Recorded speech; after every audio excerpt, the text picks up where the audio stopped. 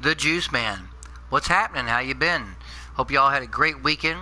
This is Monday, of course, and I just got done having some food. I'm having a little bit of a drink, not beer. I'm actually having some Mr. Pibb Extra, and I love some Pibb Extra. But anyway, today's episode is episode 19 of Season 2. Season 2. And it is titled Battlewatch Overborn. Of course, you're going to ask me, those comparisons between the game Battleborn and Overwatch. The other day, I picked up Battleborn pretty much brand new for $9.99. Man, it's cheap. While Overwatch is still like $45 or something like that. Now, I had played the Battleborn beta, and I had played the, what's up, Miss Pamela? I had played Battleborn, I had played Overwatch, the beta, pretty extensively. Now, I just want to throw this out here real quick. For those of you who think that the beta is not going to be the full version of the game, no. It is the full version of the game. What you're playing on the beta is exactly how the game is going to be. And the reason I say that is because, you know, if they put a beta out 2 weeks before the real game comes out, it's the game, people. They don't have time to go in and recode a whole game and remodel and do all this stuff in 2 weeks. Okay, games take years to develop. Years, not weeks. I actually got Battleborn, for some reason, the Ultimate Badass Edition, but that was like part of the download, which was like 16 gigs or something along that lines. Before I talk a little bit about Battleborn, let's get into Overwatch. Now, Overwatch got a 10 out of 10, and this game was very highly,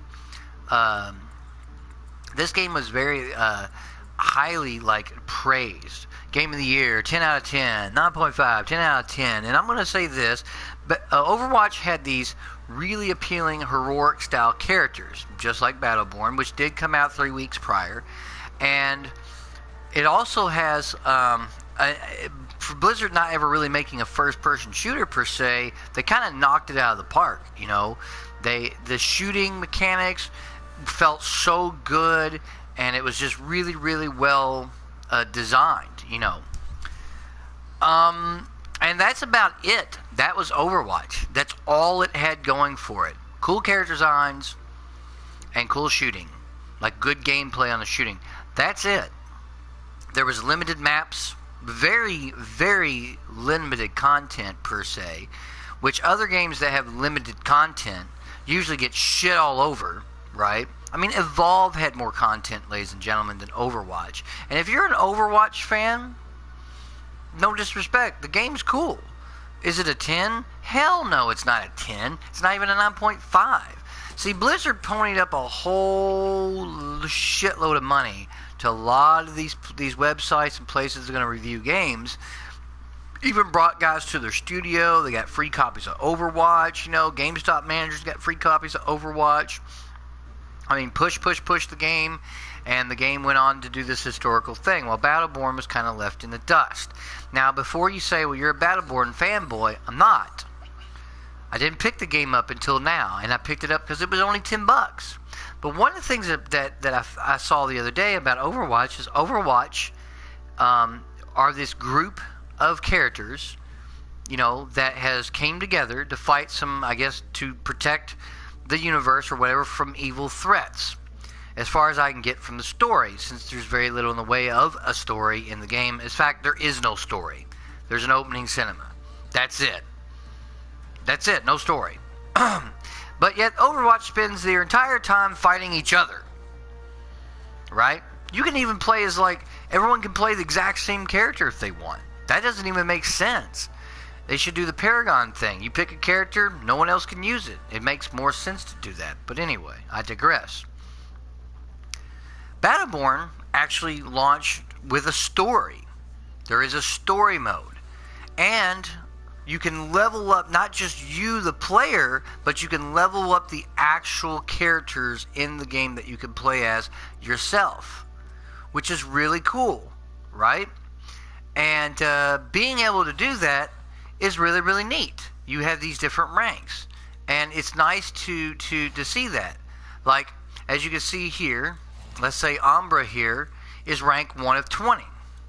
If I go to D'Andy here, excuse me, I actually went through the second part of the story with her, and I'm rank 3 with her. I'm level 3.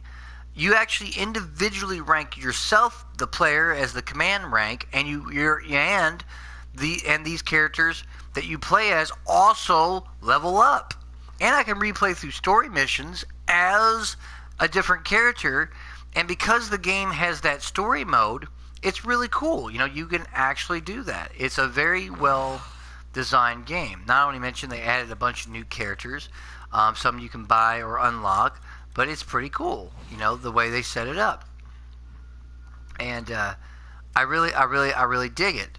Each character playing very differently. Alani here, when I downloaded the 16 gig, got a free key, and I got to unlock her, and she's just this cool character. I also noticed that Overwatch did this whole kind of thematic story kind of thing with some of its DLC, and they went to the cartoon route, just like this game's opening sequence is a cartoon kind of anime-like. Now Overwatch pretty much did the exact same thing that Battleborn did, right? So they basically just robbed from Battleborn, and at least Battleborn, has an actual story that you can cooperatively play through or single play through. Each character really feels very different from the next. And yes, it is like Overwatch in the terms that you can have like a melee style character and this type of character, but you also get epic gears and stuff like that. Like the gear I have here is gear that I have earned. And you can equip different gear from different styles, from white, green, purple, legendary, which is gold and stuff. If I go and check this out, for example, Overwatch has skins, and you can do these spray paint things, and you get emotes and shoutouts. That's your loot in your loot system. And after level 20 in that game, it takes for fucking ever to gain a level or a rank, a player rank, not a character rank. Your characters do not level up. They can't do anything to improve them. In Battleborn, you can. I got this Impulse controller. It's a yellow, but it's a poor type yellow. It gives me 8.9% critical hit damage, 3.16 movement speed, and killing enemies causes them to explode. And it gives you a saying from one of the characters, Whiskey Foxtrot. It's very, very cool to actually see that. There's a sell value, an activation cost, because they cost stuff to use. Gentleman's Gilded Pauldron. I got 6.75% damage reduction and 3.37 damage when my shield is full. And then I've got the Stout Alfrin Warblade. 6.72 attack speed, 168 maximum health after surviving for 180 seconds.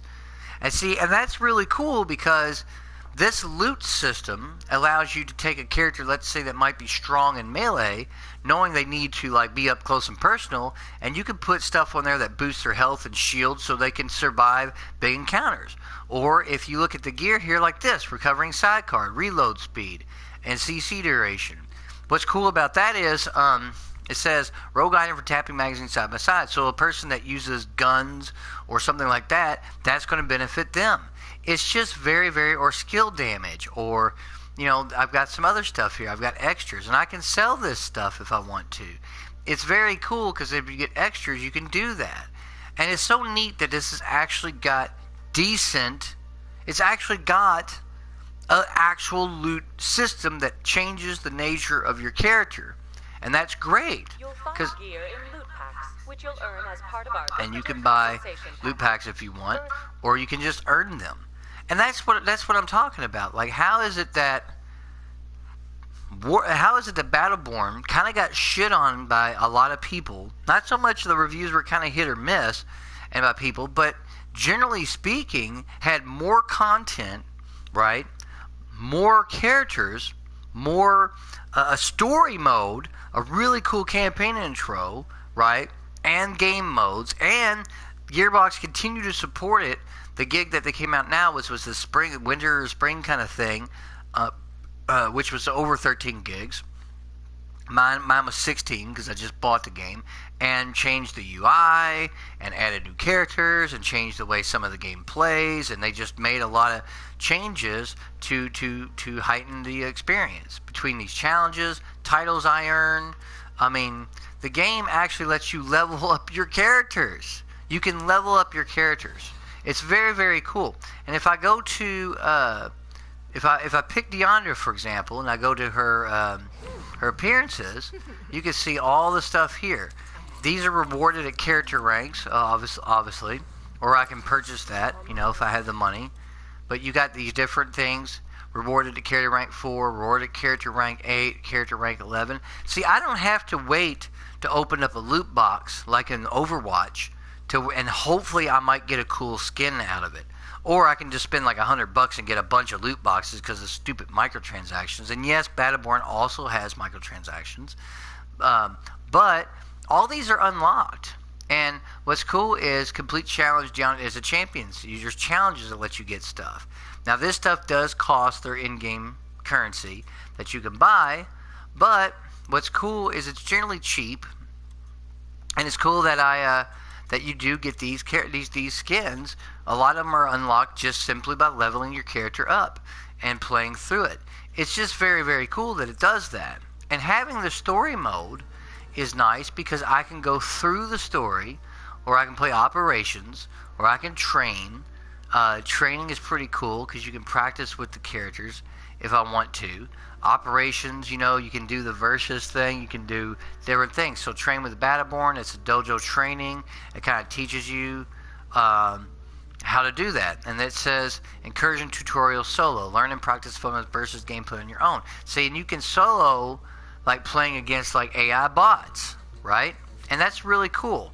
And again, I still want to tell you that I really feel that Overwatch is a really good game when it comes to its shooting mechanics and its heroes and design. It's really well done. But that's the only thing it does. Even now with what they've added, it's still shy of content. Battleborn has more content, the story, and all that. I'm not saying that one is better than the other. I'm just trying to show people that even though people are like Overwatch and screw Battleborn, you really shouldn't sell it off. The only thing that I really complain about Battleborn is that everything is online. Even the story, you have to be connected to the server because it is strictly online. It's a shame that you can't just play the story. You also can't even play the game unless you get the big update that's available. And you also have these quests that you can do if you hit triangle. It kind of tells you win a match as a Peacekeeper Battleborn, win 3 matches. These are little quests that pop up and they're different every day, right? It's cool, that you can do this stuff. There's daily quests and main quests. And win a match as Peacekeeper, like I said. Win 3 matches as a Rogue. Build 4 biddable structures. These give you... And this, actually, what's cool about this is you see where it says 600 credits and then platinum. You can earn platinum doing this. So they're currency themselves. So they didn't just say, hey, if you want currency, you have to buy it with real money. You can actually earn it, right? So that's, again, another pretty cool thing you can do. You can go to versus private. I can do, it's just pretty cool. If I go to versus map classic, for example, I can do PvP. You can do bots team 1, 2, so you can play with bots, which is really, really cool. I can choose whatever map, let's say, and there's several maps I can choose. 1, 2, 3, 4, 5, 6, 7, 8, 9, 10. 10 maps, which was even more maps than what started out in, their competition. And it's just really cool that you can play on these different maps. I really dig it. That you can do this. And I really wish, though, that again, that some of these modes, especially against bots, could be played offline.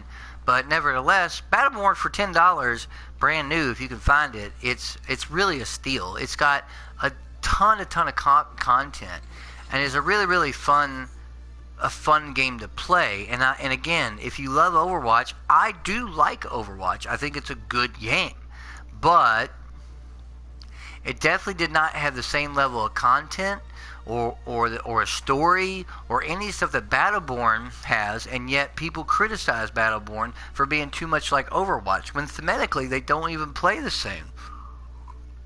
I mean, like, at all. Like, they don't even play the same. Like, at all. Like, that's not what happens. And it's kind of strange that they do. That they do, like, do that. It's just kind of, you know, it just doesn't make a sense that a lot of people, like, made this big, you know, stink about the games being too, you know, I don't know, like, similar when they're really not similar at all. That's why I named this episode, you know, for episode 19, you know, Battlewatch Overborn, just to show you that, you know, this has an almost Borderlands-like kind of vibe to it in a way, and Overwatch definitely feels more like some kind of Heroes of the Storm that you can play live. I think Overwatch is a good game. I do plan on picking it up because I do like the gameplay mechanics and functionality of the characters. But I also think Battleborn is an amazing game. The story is a blast to play through. The game modes are fun to play. I think that if you really like these hero-based shooters, for $9.99, do yourself a favor and pick up Battleborn. Well, this has been episode 19. Thanks for joining me on the Gaming Roundtable. And we'll see you next time on episode 20, which I'll bring back to you either later tonight or tomorrow. And as always, gamers, good gaming. Based on the size